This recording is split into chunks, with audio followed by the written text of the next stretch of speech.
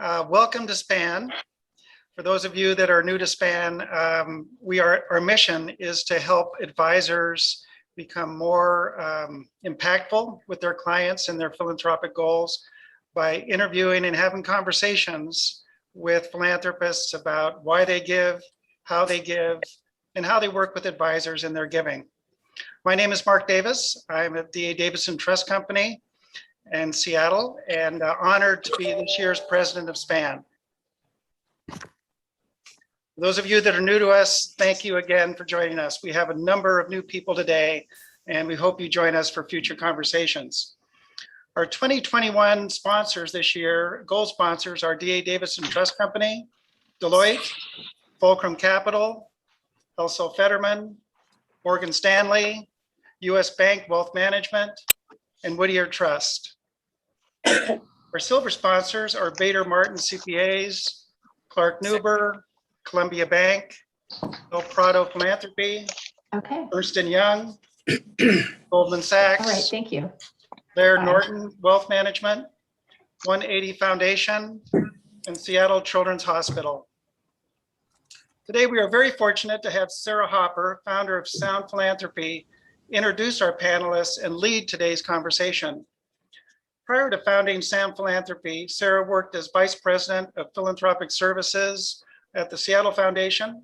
She graduated from Smith College and worked in financial services before joining the nonprofit sector. Thank you, Sarah, for making this very important and timely program happen today for our members and guests, and for being a member of our SPAN Board of Directors. Take it away, Sarah. Thank you, Mark. Thanks so much. And hello, everyone. Welcome. Thank you for joining this conversation. I'm really excited about it today. To begin, I would like to acknowledge that we are on the traditional land of the Coast Salish, Interior Salish, Squamish, Duwamish, and Yakima Tribes Nation tribes, and to thank them for allowing us onto their land. They took care of this land before it was colonized, and they continue to care for, honor, and defend their land. We honor with gratitude the land itself and all of the native tribes of Washington State. I would also like to acknowledge the historical and systemic exploitation and oppression of Indigenous peoples, enslaved Africans, and other historically underinvested people. So before I introduce the speakers and set some context, I just wanted to go over a couple of housekeeping items. First of all, this event has closed captioning. You'll see at the bottom. To turn this off, if you'd like to turn off that feature, you'll want to make sure your screen is in full screen. Click on the CC Live transcript, and then you can choose to hide the subtitle. We won't have time for questions, but Beth and Andrea have both very generously agreed to stay on until 1:15 following the closure of the meeting to respond to some questions. So I invite you to put any questions you might have into the chat. I'll sort of organize and compile those, and we can answer what we can following the presentation up until 1:15. So feel free to stay on if you're able to participate in that, the questions. So to start, we'd love to check in with all of you. I invite you to put a word in the chat that reflects how you are showing up in this space today. So I want to tell you about our speakers. Andrea Caupain Sanderson has been working to advance racial equity and economic mobility for people across Washington State for over 20 years. She's the CEO of Beard Bar Place, which is an organization focused on racial and social justice and on ensuring access to basic human needs in order to propel health, well-being, and prosperity for all communities. Beard Bar Place has been around for over half a century. Andrea has launched research projects and initiatives to focus attention on the adverse impacts of racism and advocate for policy and systems change. Together with 3 other Black women leaders of African descent, Andrea co-founded the Black Future Co-op Fund, which is Washington's first all-Black-led philanthropy and ignites Black generational prosperity, health, and well-being throughout Washington state. She also co-launched the BIPOC Executive Directors Coalition of Washington, bringing together nonprofit leaders of color to promote unity, reparation, and restoration for Black, Indigenous, and people of color communities. As if that's not enough, she also serves as a commissioner of the Washington State Commission on African American Affairs, on the boards of Craft 3, Crescent Collaborative, and Africa Town Community Land Trust, and as a steering committee member of the Washington Black Lives Matter Alliance. Beth McCaw and her husband, Jean Bernier, co-founded the Bernier-McCaw Foundation in 2019. Beth is also the founding funder of Threshold Philanthropy, LLC, which has a vision of building and maintaining a liberated future by partnering with Black and Indigenous folks to disrupt current philanthropic strategies and co-create new ones based in acknowledgement, healing, reparations, and reconciliation. Beth began her career as an estate planning attorney, and after retiring from Stokes Lawrence, she served as president and CEO of Washington Women's Foundation for more than 6 years.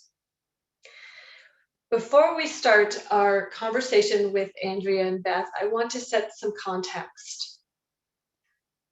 Over the past year, our nation has begun once again to grapple with systemic racism and its impact on individuals and entire communities of color. In philanthropy, we're having conversations about reparations and what it means to decolonize wealth. Edgar Villanueva, a nationally recognized expert on social justice and the author of Decolonizing Wealth, writes, "Reparations are due. Using money as medicine in its most powerful direct form means we use it to heal the racial wealth gap. Decolonizing wealth is, at its essence, about closing the racial wealth gap."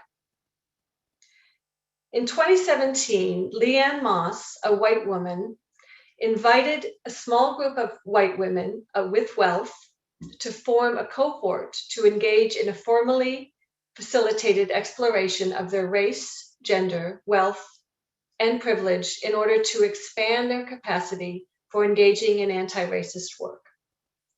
This included examining and interrogating their current ways of practicing philanthropy.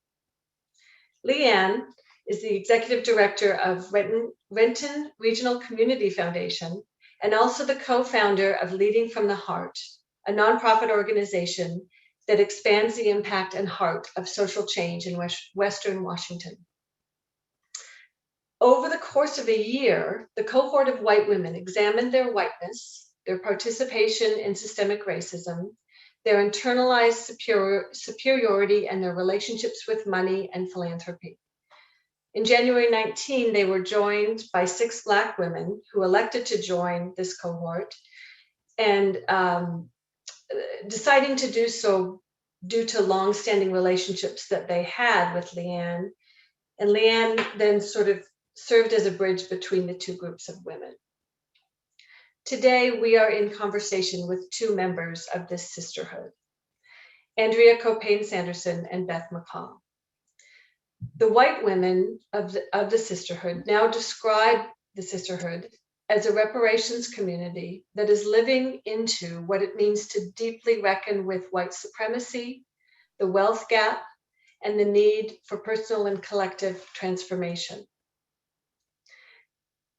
Personally, for me, Andrea, Beth, Leanne, and other members of the sisterhood have been incredibly generous to me over the past year as I've begun my own reckoning with how racism, whiteness, and white supremacy present in my life, in my past, in my work, and in my behaviors and actions. I'm still a beginner, and although the work often feels daunting and uncomfortable and messy, it always feels incredibly important. Together with several of my clients, I've organized the Racial Equity Learning Community, and I want to emphasize the importance of doing the work of undoing racism in community with others, for connection and support, and also for accountability.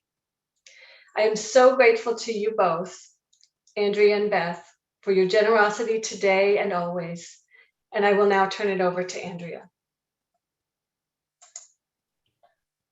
Thank you, Sarah, and thank you to everyone here with us today. I'm happy to be able to lend to the philanthropic sector my experience as a Black woman, as the CEO of a historic Black organization, and proud member of the Sisterhood with Beth McCaw.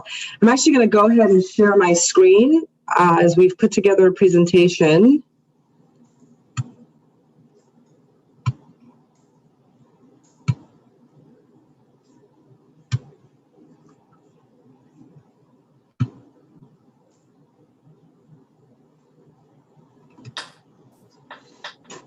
So again, pleasure to be here with you today. It has been quite a journey. I loved how Sarah detailed it about, recognizing her positionality to this work.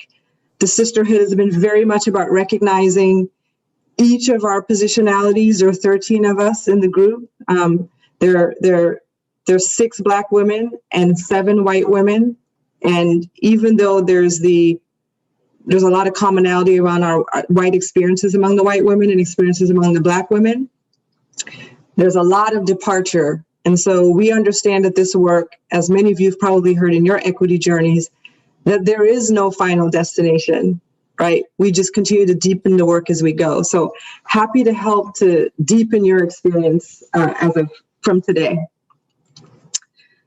So as I begin, I'd like to build on some acknowledgements that Sarah made earlier. I'd like to set the tone by recognizing and acknowledging the labor with which this country was built on the labor of enslaved people who were kidnapped and brought to the US from the continent of Africa. And I recognize the continuous contribution of our ancestors who contributed to the building of this country. I lift up the trauma experienced by every Black body and witnessed by every white body. And I am grateful for the enduring spirit as well as the resilience of my Black people. On our equity journeys, we've all heard in some way, shape, or form issues about where a lot of what we're grappling with today stem from. Since the creation of America, through land theft, genocide, and slavery, we've always been 2 separate societies divided by color.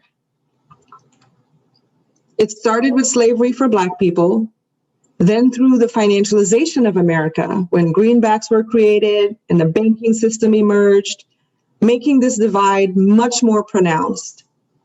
In fact, I learned recently, and I feel like this is a direct correlation, financially speaking, to where we are today. I learned recently that the combined wealth of all households in the United States added up to $129.5 trillion in the first quarter of this year. And the wealthiest 1% holds 32.1% of that wealth. And that's up from 23.4% in 1989. The bottom half, which is overrepresented by Black people, now holds just 2% of the total household wealth. We see instances with the Black experience in America spanning again from slavery through today. What a lot of us in the Black community understand is that the Emancipation Proclamation, yes, it liberated Black people from the land, but it started this indebtedness to the master.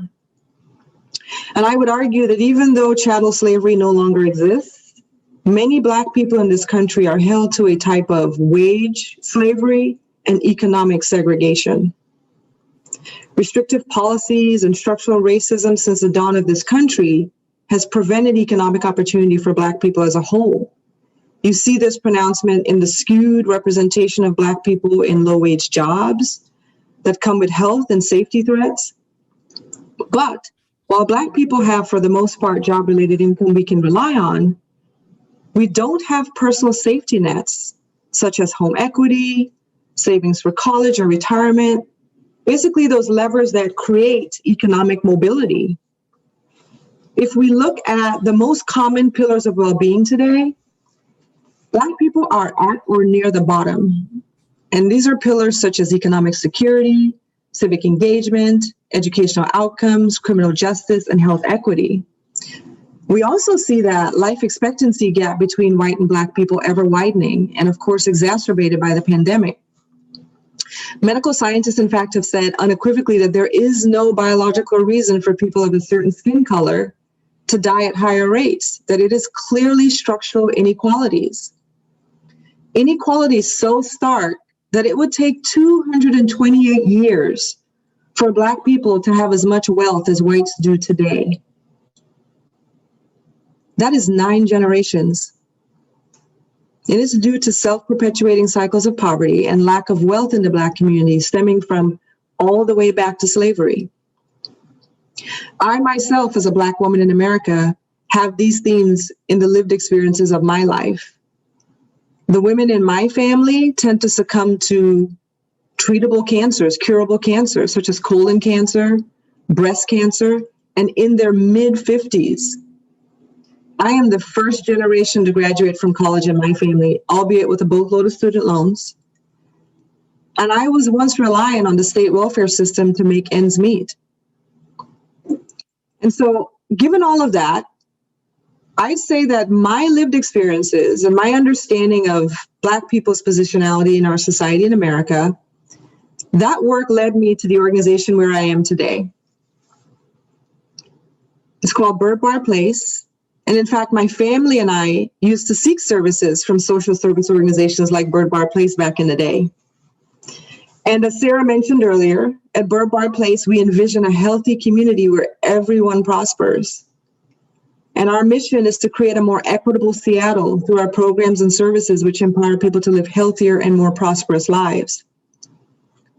What drew me to this organization is an incredible connection to service, and that's service to others. I grew up in a family who dedicated their life in service to others. I was raised by my grandmother who taught me and showed me the value of giving back to community and serving people less fortunate. And ironically, even when we didn't have much ourselves.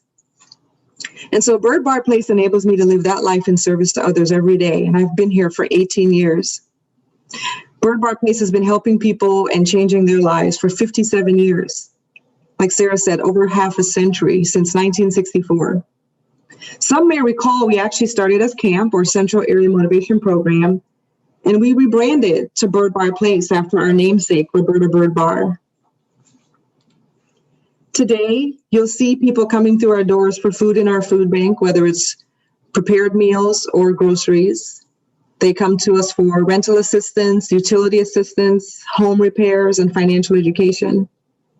And we also have a legacy of working with fellow Black organizations to evolve systems and policies in service to the Black community. So in a nutshell, we help anyone who is low income with direct services, and we do policy and advocacy work on behalf of all Black Washingtonians. A little bit about the history of Bird Bar Place. The civil rights era spurred the creation of this organization. It was the era where we saw the political and social justice movement of the 60s take flight.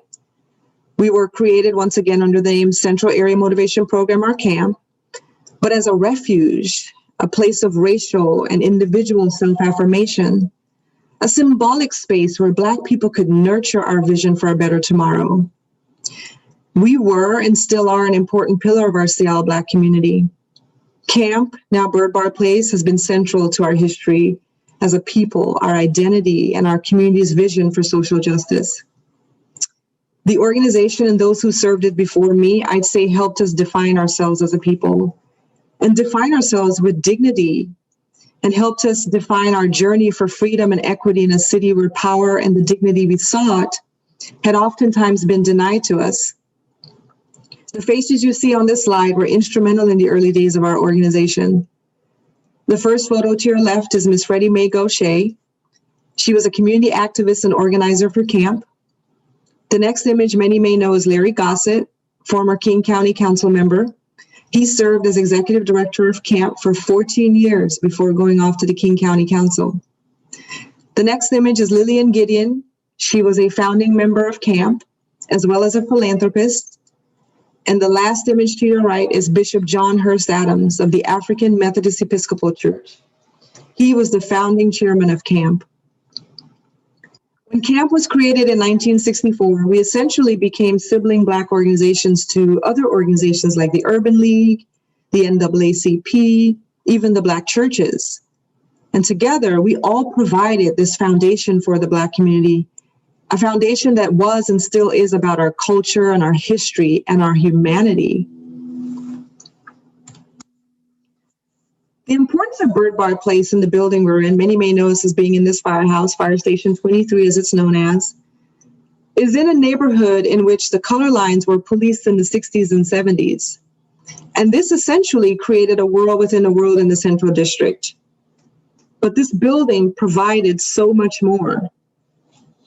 It was physical and social outlets and economic resources for Black residents during that time of redlining.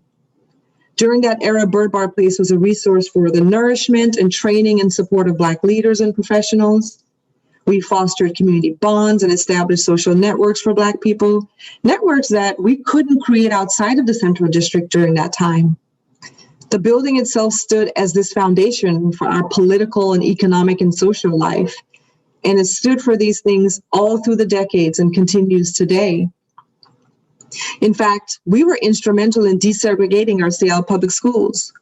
We energized the Seattle Civil Rights Movement, and we continue to play a pivotal role in powering campaigns of today for the economic rights of low-income families and people of color today. This is Miss Roberta Bird Bar, our namesake. When we think of symbolism, Miss Roberta Bird Bar comes to mind.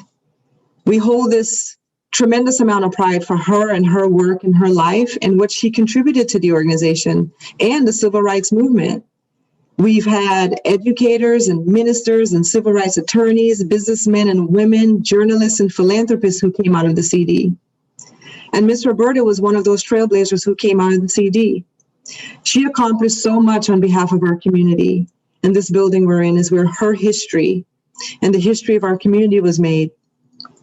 Ms. Roberta also went on to host a show on our local television station called Face to Face, where she interviewed people and lifted up stories of people doing transformational work in their communities. She also did some stage acting, where she starred in A Raisin in the Sun. And since her history was made and continues, we're seeing the effects of gentrification on our Seattle Black community. We see the potential erasure of our history and our culture as a people. And this is why we doubled down on the work to stay in the CD when so many people asked, given the demographic shifts, why are you still here? We wanted to work harder to capture the legacy, both of those in our past and our present, and stay in the CD and continue to have the CD be a home. So we changed our name to Bird Bar Place in honor of Miss Roberta Bird Bar and her tireless work, and doubled down on staying in the CD. The services we provide today are crucial. We keep people fed, housed, we repair their homes and keep them warm, as well as cool during these hot summer months. And as you can imagine, the need for our services has grown exponentially since COVID-19. In fact, pre-COVID, we were still seeing clients who lost everything in the Great Recession of 2008. And we're grateful to be able to carry forward the legacy of service to our Black community and all communities in need, especially during this time. After hearing our story today, you can imagine how much this organization and building has come to mean to so many over the past 57 years, and especially the few remaining who were active in the civil rights movement. Illustrated by a quote here from one of our seniors that we deliver food to each week. She says that everything that I am and everything that I became is because of the CD and my life experiences in the camp building in the CD. And so we're ensuring that stories like hers and those of our ancestors are carried forward for generations to come through this organization's service to community, as well as ownership and stewardship of our building. As you've heard throughout this presentation, our organization and the building we're in is very important. It holds empowerment that reflects the legacy of the Black experience in Seattle, and also of accomplishment, pride, and overcoming the incredible obstacles we faced as a people. We got the opportunity to own our building when Mayor Durkin and the entire Seattle City Council voted unanimously to transfer it to us last October. Having the deed to this building ensures that Bird Bar placed on our programming will help to safeguard the legacy of our Black community that has defined so many for generations. Now, mind you, it took 10 long years to own our building, years in which we'd seen the city do similar transfers to white organizations. And we also suffered from a lack of proximity to wealthy donors. We'd been heavily government funded for years, but like most Black organizations, our issues didn't historically surface as strategic priorities to private philanthropy. We know that less than 10% of all philanthropic dollars nationally go to organizations of color, much less to Black organizations, and we suffered that fate for a very long time.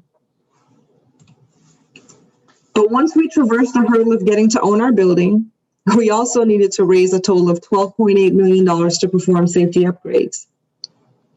And these are upgrades such as earthquake proofing, removing asbestos and lead paint, as well as putting in an elevator and updating plumbing and electrical systems. Quite frankly, we didn't know how we were going to do this, as our requests to many donors went unfunded and sometimes unresponded to. But we wanted to pull out all the stops to ensure this construction can happen on time.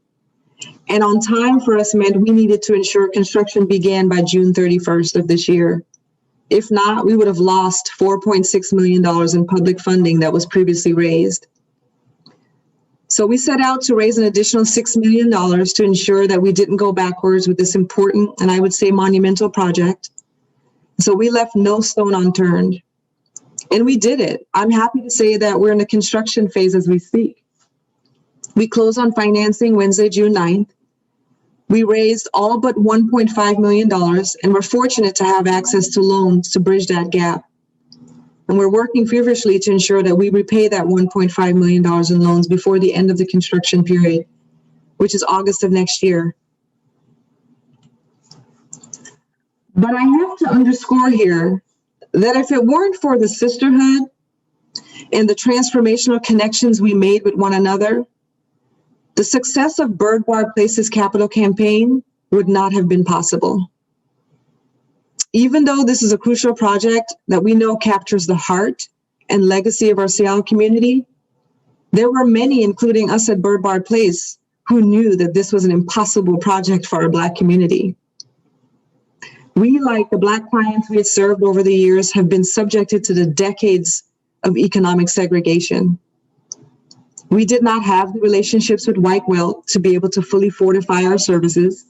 Most years we lived like our clients month to month to make our organization go. But we were able to make the capital campaign goal because the white women in the sisterhood came up alongside Bird Bar Place and leveraged their positions to ensure this project happened.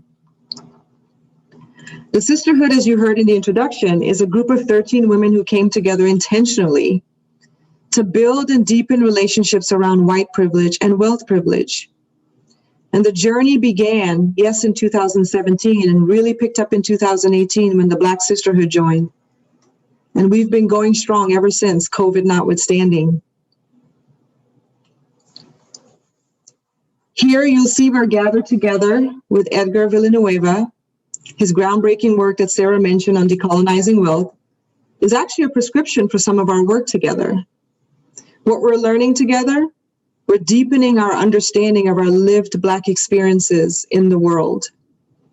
We're learning where our experiences intersect, and we have stories in common, where we have stories apart, from one another given our experiences with wealth privilege, white privilege, and anti-Black racism. Our white wealthy sisters understood that we cannot continue to rely on biased philosophy thinking that rich people and their senses should solve for the issues that exist in the world today, like poverty and racism and health inequities. What we understand as a sisterhood is that this work needs to be done in partnership with grantees and people of color at the helm with white wealthy funders. Before we came together, I should highlight that each sister was doing our own individual mindfulness work. And we all know how hard this is in a society like ours, where mindfulness is less culturally ingrained, but it became part of our regular life and way of being. To understand oneself in relation to others who are different from us, and to reflect on our own individual experiences as white women and as Black women. I have to say that the white women are intent on focusing our topics as a sisterhood on what matters most to us as Black women and our experiences. They're building behaviors around centering us and reshaping the negative narratives they may have absorbed about us as Black people. And I'd say that empathy is the key to which our entire sisterhood operates. We create, shape, and deepen our relationships in close harmony through each of our family of origin experiences. And we also use rituals as an anchor. Rituals give us this sort of framework and acknowledges the transgressions of white people against Black people. And from a philanthropic perspective, we're using these opportunities created through relationship building and deepening to examine the changes needed in this sector, to use our experiences as innovation, and to continue to reflect on how we want to move forward as Black women and as white women with wealth. With that, I will leave us with a quote as food for thought, and it dovetails nicely with what Beth will be talking about. These are the words of Edgar Villanueva from his Decolonizing Wealth work. As movers of money, we have the ability to take immediate action to get resources into the hands of those who have been marginalized and excluded by wealth-holding institutions for generations. Collectively, American foundations have approximately $1 trillion in assets.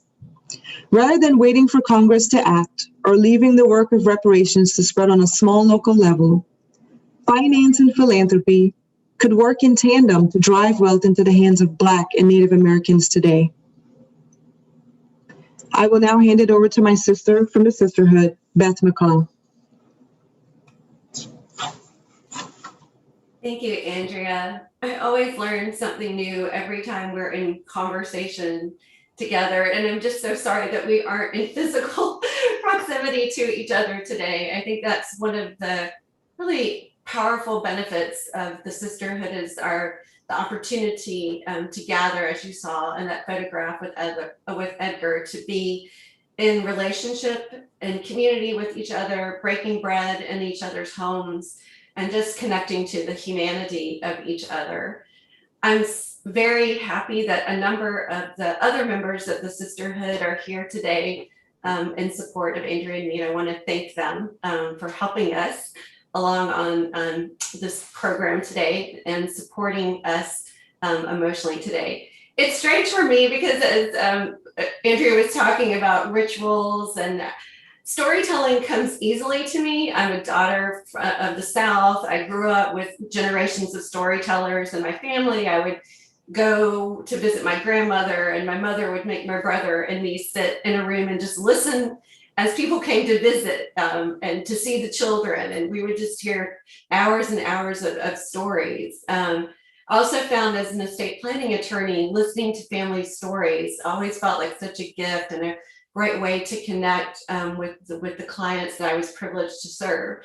But now I've been pushed really far out of my comfort zone. I'm not a person that does much work in my body or about my body, or rituals seem a little uncomfortable to me as well. But I've really been leaning into the work because what I realized is that I had been carrying a lot of physical burden around stress in my body, physical oppression about wealth in my body. There's really there's not a disconnect between the heart and the head and the way we show up physically, and that money can take a toll on us, both money, having an abundance of it, as well as money and having a scarcity of it.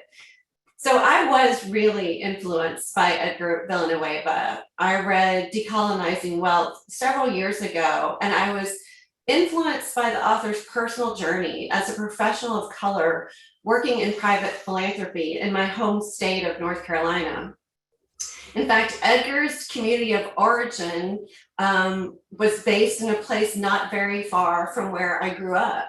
And my ancestors occupied that land that once belonged to his family's tribe. To me, this book felt like a call to action to repair relationships with individuals who inhabited the land long before my forebears did. And his idea of money as medicine resonated with me, because during my years as an estate planning attorney, I saw firsthand how wealth, especially significant wealth, can damage families and destroy relationships. So again, it's not only the lack of wealth that is damaging, sometimes it's the wealth itself and the burden of it. So I began to reflect on the many ways that I had seen money moved in a negative way, not as medicine, as Edgar suggests, not as a means of healing or building relationships, but of breaking those relationships. I also was influenced by what I was personally learning as a professional working in philanthropy as the president and CEO of Washington Women's Foundation, learning from others in the field, including the Whitman Institute in California and the Satterberg Foundation here in Seattle. We at the foundation began exploring how to incorporate more of the principles of trust-based philanthropy in our grant making at Washington Women's Foundation, and that influenced my own personal philanthropy.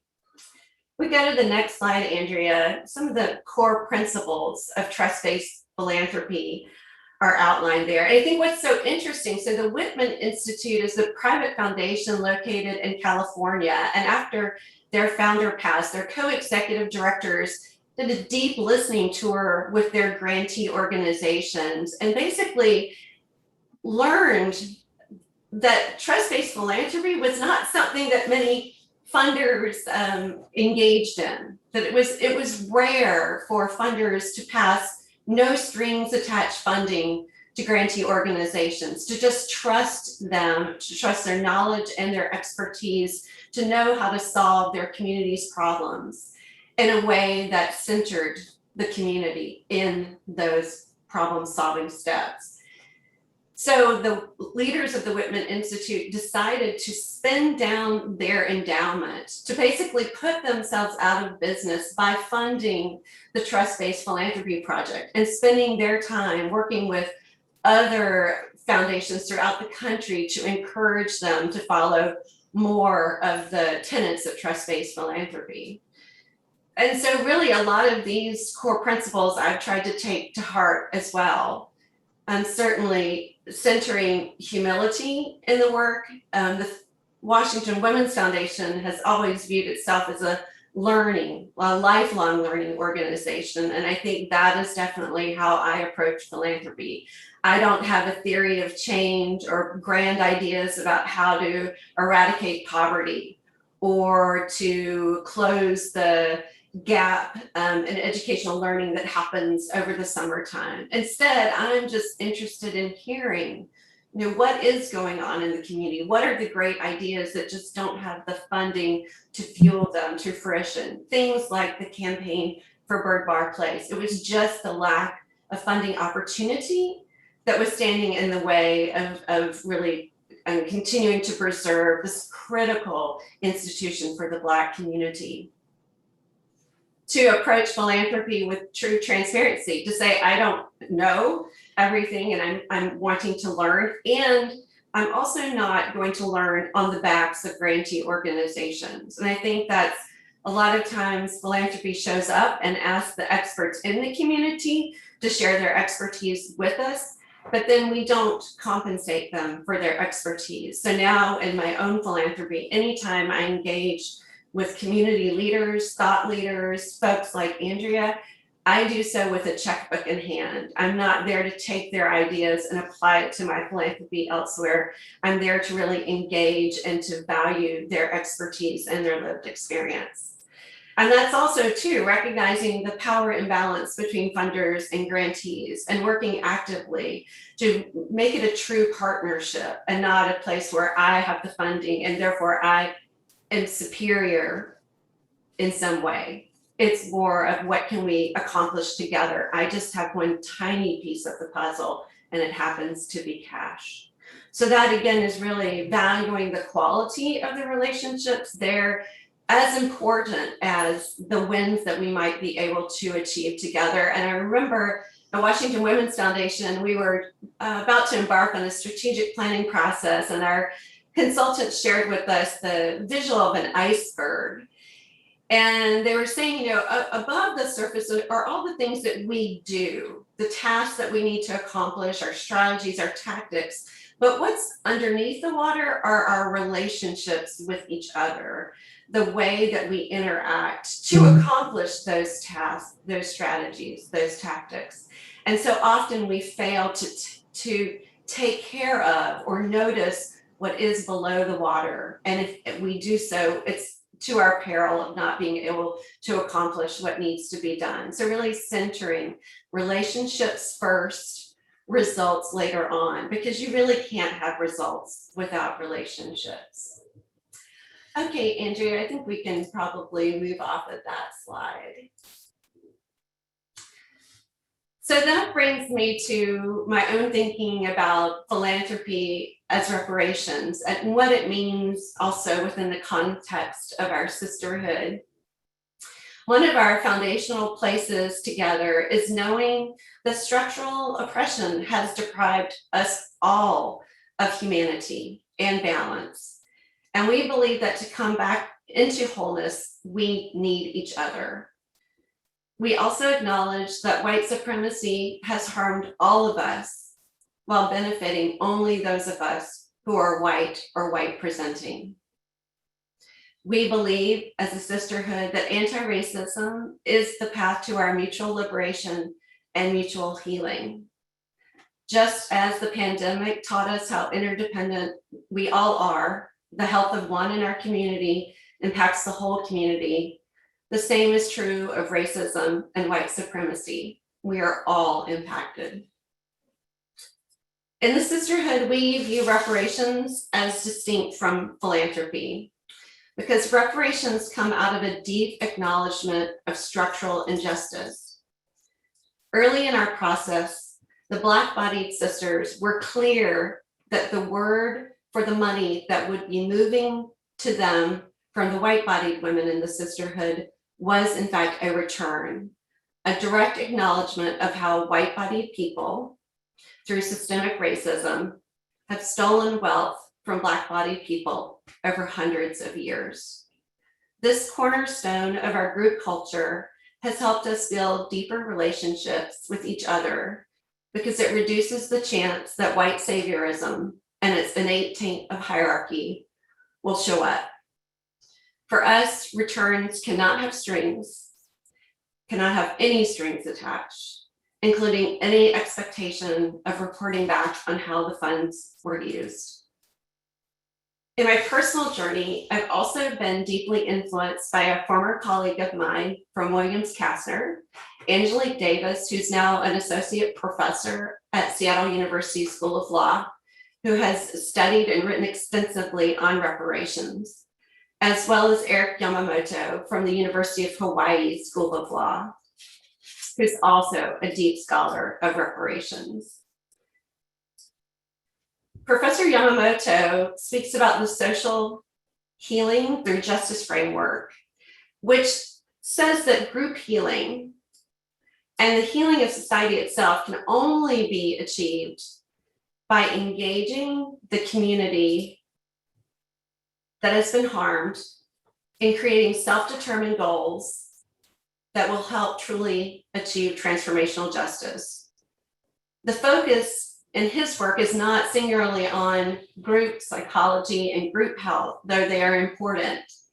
He also believes that social structural transformation must also include socioeconomic change and political change. So it really is about the economics. We can only heal through economic change and political change.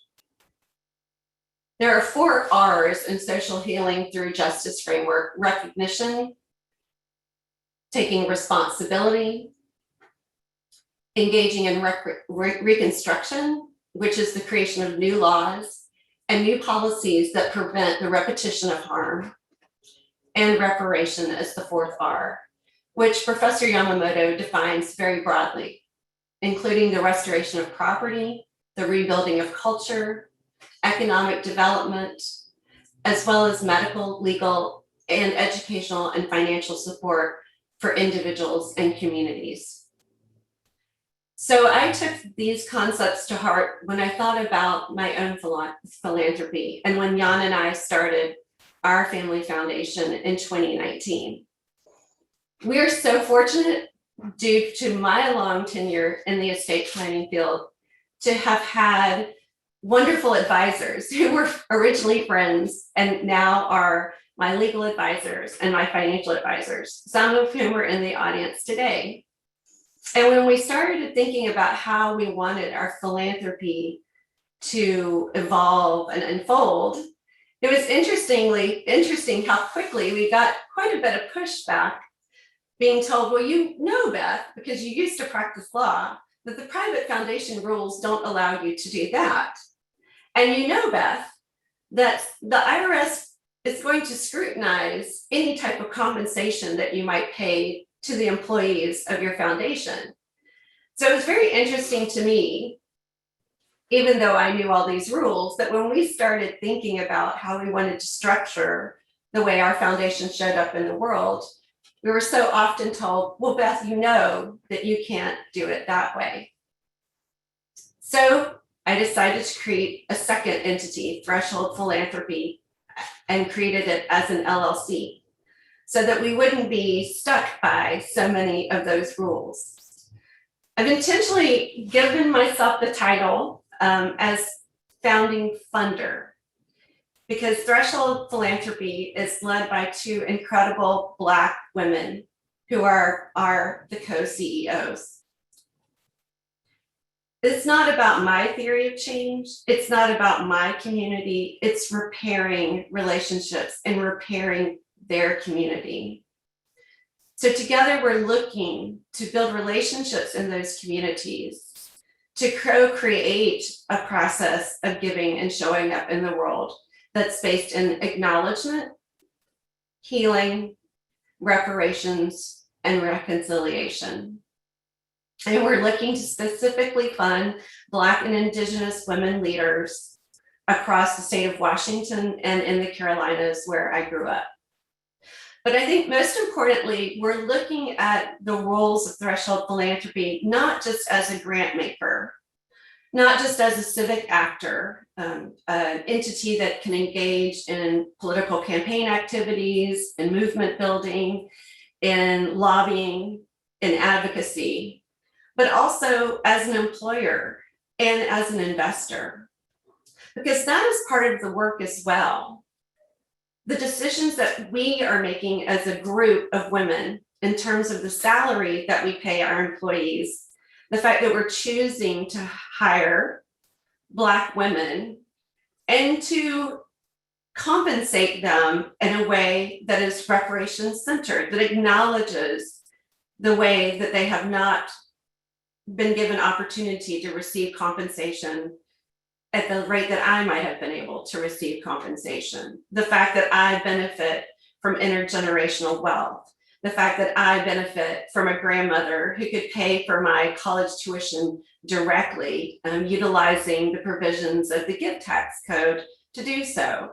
The fact that I left college with no debt because of those very same gift tax laws. The way that I benefit today from my husband's intergenerational wealth and his white privilege. So it's really not just about grant making in the community. That's just one piece of philanthropy. It's about the advocacy. It's about the choices that we make as an institutional employer. And it's also about the choices that we'll make as an institutional investor. And my financial advisors who are on the meeting today will tell you, will confirm that we push them, that it's not about exiting the capitalistic system, but engaging in a way that makes it work for more than just the 1%. To choose to purchase municipal bonds that may not be the top grade, but allow us the opportunity to invest in a public school district in North Carolina, or to help build a hospital in rural Alabama, or to support the city of Detroit. To actually look at all the ways that we move money and money moves in the world so that it is moving in a healing way and as medicine. So I think that's the most important thing for me to think about, is something that's different and not often thought about in philanthropy. And I would encourage all of you who are financial advisors as well. I hope you've got some clients like me who are constructive disruptors, because I know it's probably not comfortable to suggest something that's out of the box or not likely to provide your client with the highest return. But just as ESG and socially responsible investing have become more part of the conversation these days, I hope reparations will also become part of the conversation as well, not just in philanthropy, but in finance as well. The fact that I had no trouble with my husband obtaining a mortgage, the fact that I would have no trouble today obtaining a line of credit, the fact that I don't even think about those things.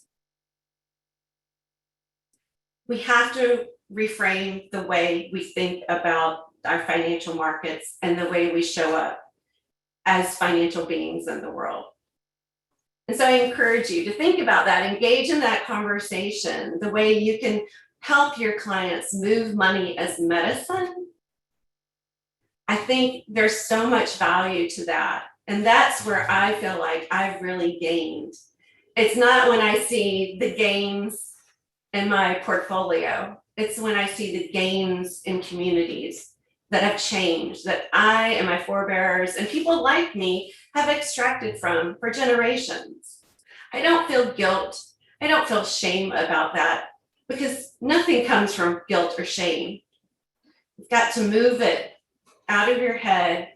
Stop intellectualizing, move it out of your heart. And as I always said at Washington Women's Foundation, move it into your hands.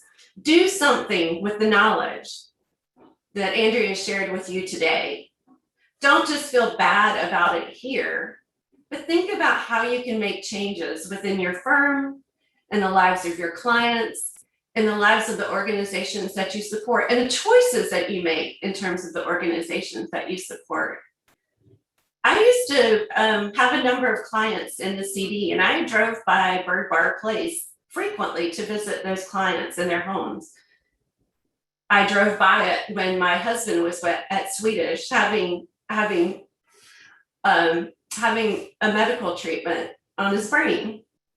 I drove by Bird Bar Place on the way to my dry cleaner, and I never knew what Bird Bar Place was. And it wasn't until the White Sisterhood started meeting at Bird Bar Place that I realized Bird Bar Place was also there for me.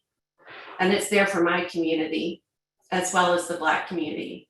It's there as a place of healing for all of us, for relationship building for all of us.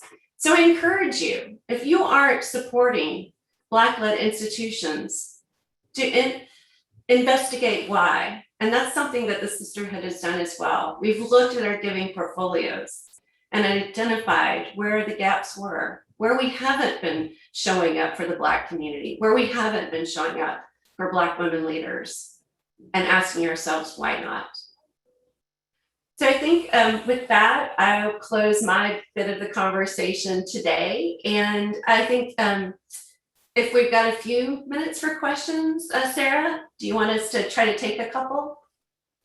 Yeah, I think what we'll do is first of all, thank you both from the depths of my heart. Thank you for these important, incredibly important, bold messages, for sharing your story, for the courage that you have gifted us in sharing both of your stories. I'm so grateful to you both.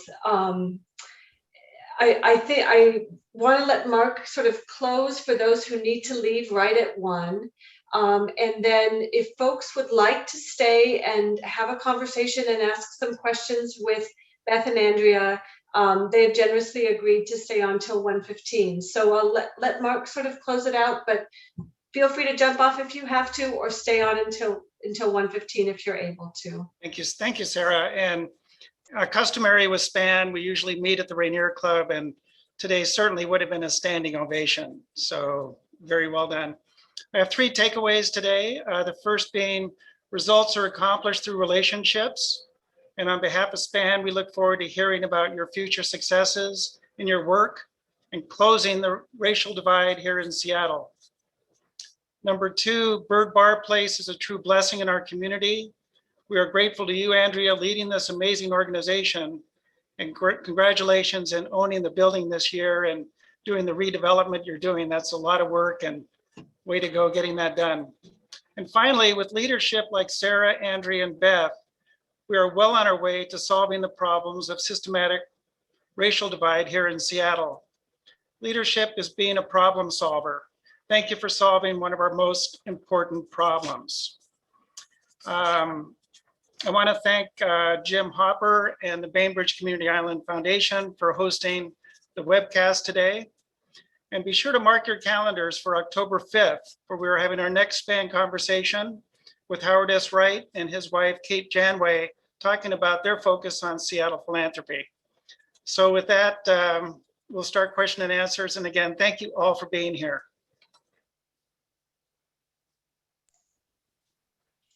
Okay, so questions, I'll go ahead and let you lead this, Sarah. Okay, thanks, Mark.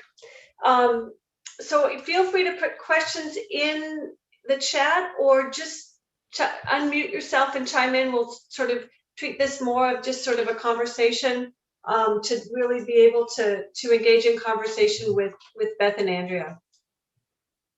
And maybe Jim, you could unspotlight Mark.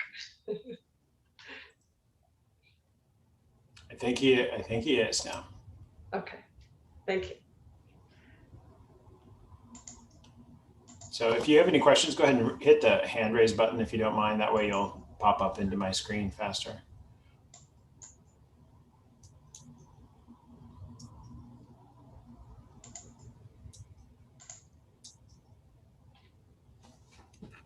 Okay, we have a question from Camille Vaughn. Camille, do you want to go ahead and? Yes, of course. Thank you, Beth and Andrea, for the wonderful presentation, and Sarah. My question is, where do you start before you've hit wealth? Really young in my career, and I'm a single income household.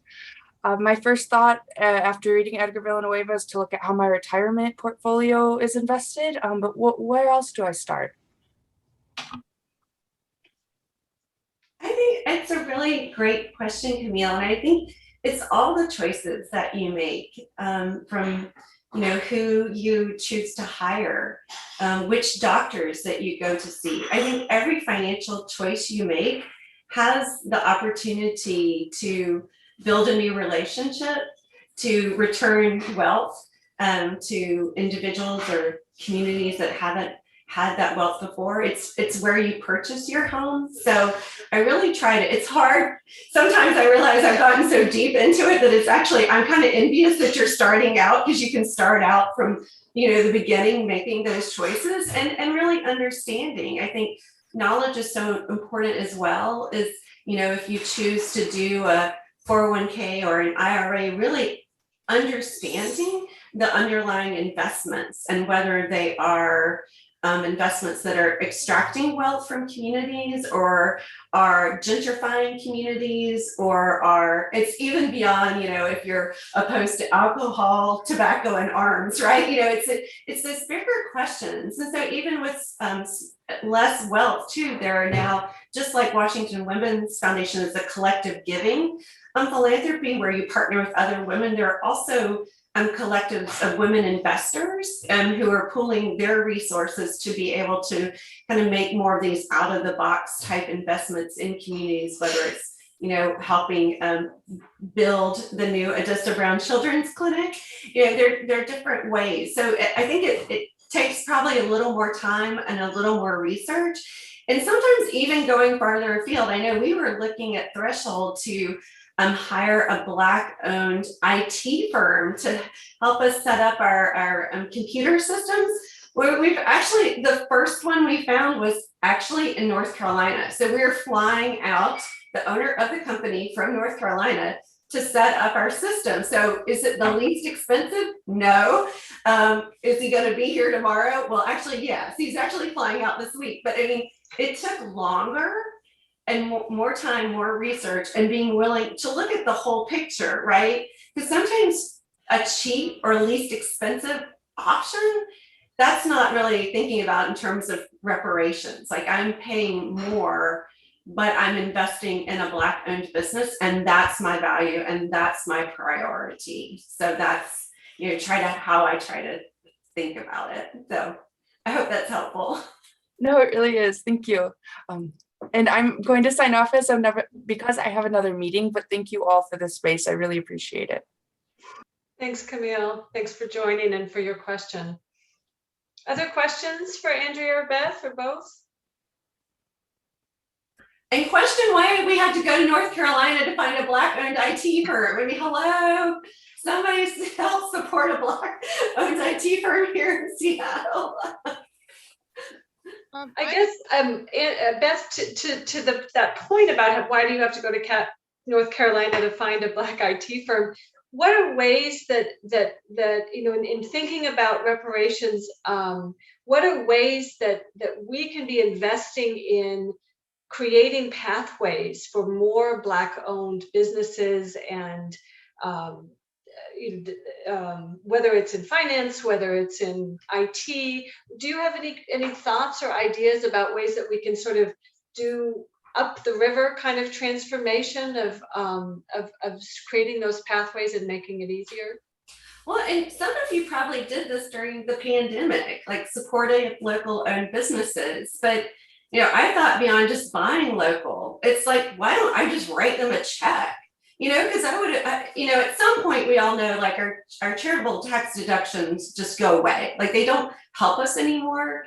And if I'm really moving money as medicine, it's not about the charitable tax deduction. It's about ensuring that the businesses are there in the community and they're existing. And so, I think about, my husband comes and he's like, oh, I've got a buddy, of course. I've got a white buddy who's sorry, not white guys, Jim, Mark, everybody, Bill, nothing against you all, but he'd be like, I've got a buddy who's starting a business. Can we give him some cash? Like, buy some stock in it? And I'm like, well, that is never gonna do anything. I mean, so it's like Jan's philanthropy is funding one of his buddy's companies that's never gonna make anything. And but we do that. And so I'm like, well, why don't we do that for other companies and other businesses, whether it's a nail salon or it's the Station, one of my favorite coffee shops in Seattle. Why aren't we just writing them a check and expecting no return? I think that's what's so interesting too. I've often said this, the difference between, venture capital and philanthropy. If you hit one out of the park in venture capitalism, you funded 20 companies and only one makes you any money, you're brilliant. Right. But then you fund an organization through your philanthropy and you expect them to take $5,000 and eradicate poverty or solve homelessness, and they don't, and you get mad because you wasted that investment. I think it's just a complete reframing about the way we think about how we move money in the world and what is really an investment. And I think that's frustration as well. We, those of us who practice in estate planning know there's a cash limit on how much we can give, per person per year. And then I was like, well, that's super frustrating. I can't break that limit even through threshold philanthropy. So it's also thinking about, like, what are these laws and who are they designed to support and protect? You know, because at first I was like, well, maybe I should just take on the IRS through my family foundation and tell them like all these rules are stupid. And if I want to pay a Black woman 6 figures to run a family foundation, then, you know, damn well I'm going to do it. And if I want to do 2 of them because I want to have co-CEOs, I'm damn going to do it. You know, and see, like, have them come after me so we can talk about like what are the point of these rules. You know, I think the 5%, you know, limit on family foundation spending is getting a lot of, you know, discussion, continuously discussion. Money locked up in donor advised funds continues to be a lot of discussion. And it's at some point you got to get beyond the discussion and really interrogate, who do these rules exist for and what are they stopping from happening in the world? And most of the time they're stopping good stuff from happening in the world, that we say we want to solve these problems, but then we put these rules in place that make it impossible for us to really solve these problems because we can't move enough money at them. So I think that is, you know, what we can all do as individuals, investors, advocates, philanthropists. We just need to take a holistic review of everything we're doing and think about it as really wanting to heal and build and not extract and destroy. Sorry, I got a little bit on a soapbox. Thank you, Beth. That reframing we can't be said enough. And thank you. That was a fantastic response. Asa, I know you have a question. Asa Tate from Wellspring. Hi there. Can you hear me? Yes, we can. Wonderful. This was a wonderful presentation. Huge thanks to both Beth and Andrea for your participation today. And I'm curious as to your thoughts about the change that's happening in our sector. I'm a huge fan of Edgar Villanueva's. I love that reparations are happening and that philanthropy is becoming a tool for healing. However, at Wellspring and many other places, what I'm learning or what I'm noticing is that this investment in BIPOC-led and BIPOC-serving organizations, which is long overdue, is unintentionally leaving some people behind. And I would love to know your thoughts about it, even as I hear Beth talking about trying to find a Black, owned tech firm and having to go so many states away. I'm curious about the bridge that I haven't seen yet in the middle of allowing for more Black people to become and be leaders of different organizations and services serving our own communities, and the funding. What I'm seeing really in full transparency at Wellspring is that we serve majority people of color, but our CEO is a white woman. We have several people of color in leadership roles on the executive team, but as a result, we don't fit a lot of the funding structures anymore. And so long-term funders are changing their focus, and rightfully so. I couldn't be more proud of the focus, but I also don't want to leave those behind in the community who need the support. And so I welcome your thoughts, the panelists, the other experts here on the call. I would love to hear what you're seeing and thinking about this new opportunity. I'll take part of that. Asia, thank you for that question, because what we don't want to do in this work is by focusing specifically on an area or particular demographics that we're making other issues and people invisible. So we're very mindful of that. I will say specifically in the sisterhood, the call to action there and the deep desire is about preparative work between white people and Black people. I'll jump to the BIPOC ED Coalition because we do have a pledge in play demanding that funders move their minimum percent required payout from 5% to 10%. And why that? Because we don't want to see money being moved from issues and organizations who are doing really good work to BIPOC organizations necessarily. Yes, we need to fortify our BIPOC-led organizations across the state, but we also need our white allies in the work. We need our white allies who are leading agencies like Wellspring, who are serving a large swath of our communities of color. Right. So we don't want to move the pressure point from one place to another. And that, again, also takes intentionality. Right. Like Beth used the analogy about needing to go to North Carolina to find an IT firm. We're going to need to go to North Carolina to find the something to do the thing, right, to make the shift. It's a matter of, do you have the will? Because both can be done. It's not an either or. But we are pretty clear that focusing specifically resourcing Black communities is the tide that will raise all boats.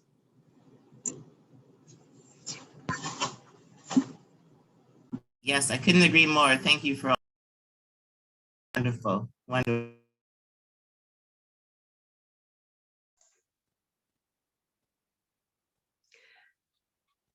Other questions? Feel free to jump in.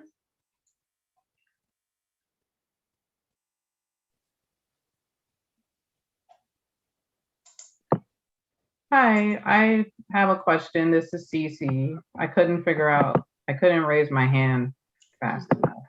There we go. There's too many things going on. I just had a thought and just a question for when SPAN starts meeting in person again. As we talk about, the racial gaps and the wealth gap, will you all still be meeting at the Rainier Club, or will you be thinking about other places to meet? Because it's not the most welcoming place for Black folks. Thank you very much for that question. We're having a board meeting this afternoon. That's going to be one of our most important topics we do talk about. The October program will be on Zoom. The program in December with Howard and Sherry Schultz will be on Zoom. We do have Susan Dunn in the wings to speak to us live maybe next year, but we might do maybe one Zoom and two live, or one live, two Zoom, but we are going to keep it to 3 programs a year. So we've made that decision, but we really hope you can come to the meetings, whether they're Zoom or live, and really appreciate the question. Thank you. Yeah. Thanks, Cece. I know at Washington Women's Foundation, we thought a lot about this, because place matters so much. And even when I recall we moved our conference to Seattle Repertory Theater on the Seattle Center campus. And we thought, this Seattle Center campus that's a public space like that, there's parking, it's on a bus line, super comfortable, right? And then, some of our speakers who were driving up from South Seattle is like, Beth, the city gets whiter and whiter and whiter and whiter the closer you get to Seattle Center. And I was like, you're right. This is a white public space. The next year we're at Washington Hall. Again, I was worried about who's going to be comfortable. Is there enough parking for all, the white people drive the fancy cars, and you want to feel safe parking your BMW or your Mercedes. And it's just a completely who is it comfortable for? Whose comfort are you centering? And if it's the people that already have the privilege, they don't really need you centering their stuff. It's about who are you wanting in the space, and how comfortable is it for them? So we have people who complained that there was no parking in the CD, and that they had to learn how to use the bus. And I'm like, well, it's about time you learned how to use the bus. But okay, you're like, that's not that hard. That's not that much of a sacrifice. So Mark, I get you. It is so easy. You just email the Rainier Club. They know what to serve. They know to get the podium and the microphone up, and it's super easy. And, I don't like to move tables in high heels, but I've done it because, sometimes you have to do that if you're having the thing somewhere else. But it's just, again, it's that it takes a little bit more work or thought sometimes, but it's so much better to be in a relationship and community with people. I don't know. I'm just babbling, Cece. It's a very timely question. Unfortunately, our board meeting starts at 1:15, so I'm going to have to sign off. But really, it prompted us well to continue this discussion now. Thank you, everyone, for being with us. I hate to leave. Keep the Q&A going. Okay. Thanks, Mark. Thank you. Let's see. I think I'm going to just have time for 2 more quick questions. Mary Kerr and then Leanne, please. Hi, I'm with Mary Kerr. My name's Sally. I have a question. I have so many questions. Thank you so much. This has been great. One question is for people not in foundations who are trying to, who are shifting funds to Black-led organizations, both locally. And I hear the importance of being in relationship, but and no strings attached and all that, but just, you know, and really loving work and organizations. But in terms of figuring out where to move what, I mean, the reality is that some organizations, you know, are needing more at certain times than others. And are you recommending that people find communities, find you know, foundations like Washington Women's Organization, Coalition Anti-Racist Whites, find those organizations and do it collectively, you know, for both political and practical reasons of really just really trying to build those relationships. I mean, not as an individual, I mean, like me, who just, I'm not really connected, but I read a lot and have a lot of ideas. So do you recommend just finding that collective and organization who already has relationships? Is that the best way? Great question. I think Andrea said it at the beginning too, and I think it's really the heart of the sisterhood. Is it really has been a collective effort, and there's been so many benefits because of that. The fact that we can process this work together, we can process our feelings together, we can hold each other accountable. I don't think, you know, it's possible to go into my learning edge all the time unless I've got someone that's leading me to it. And so I give Leanne a lot of credit for that, you know, because like white people, we have the fight, flight, freeze thing going on when we talk about white supremacy and anti-racism. And so I think to be able to lean into those conversations together, to do the exploration together, to do the research together, and to build on each other's networks. The fact that, you know, it took, you know, relationships to bring me in relationship with Andrea. You know, it might not happen before, but that it's a two-way street, you know, that I'm not getting it all and she's not getting it all, that we really are practicing being in relationship with each other and seeing each other's humanity and acknowledging each other's humanity. And I would find that impossible to do on my own. So I am a firm believer both in the sisterhood and in collective action, and collective learning and collective processing. I just don't, I mean, if we're gonna, and it's gonna be messy, and I'm gonna offend Andrea and screw up, and if she loves me enough, she'll tell me about it. But like we're social creatures, you know, we have to live in a relationship with each other. So it might be scary to head into it, but I have to let go of my white need to be perfect too. So I'm working on that. I'm still keeping my neat hair bob, but I might let that go at some point. And there's, if I love Beth, I do.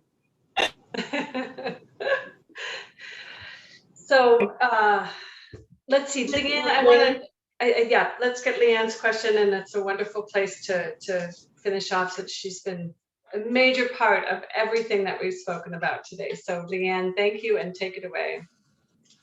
Yeah, so thank you, Sarah, and thank you, Andrea and Beth. This has been great and inspiring.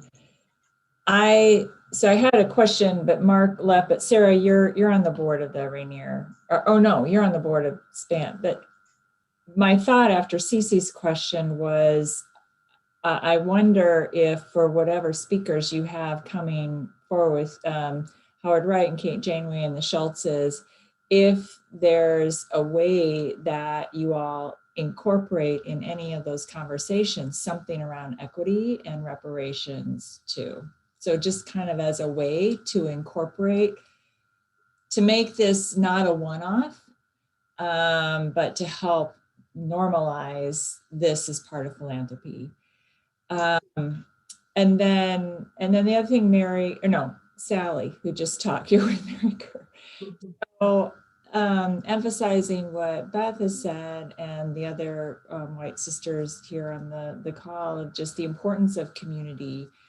And I'm happy to chat one-on-one with you, or you know, we have several cohorts going, but I think that community is really important.